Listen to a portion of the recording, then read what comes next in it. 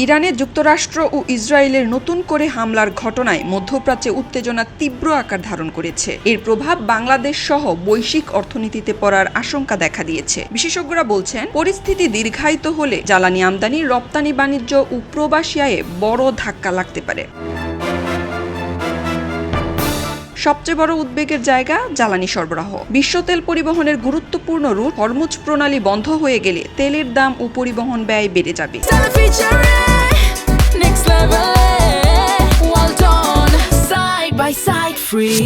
এতে বাংলাদেশের জ্বালানি আমদানি ব্যয় বাড়ার পাশাপাশি নিত্যপণ্যের বাজারেও প্রভাব পড়তে পারে।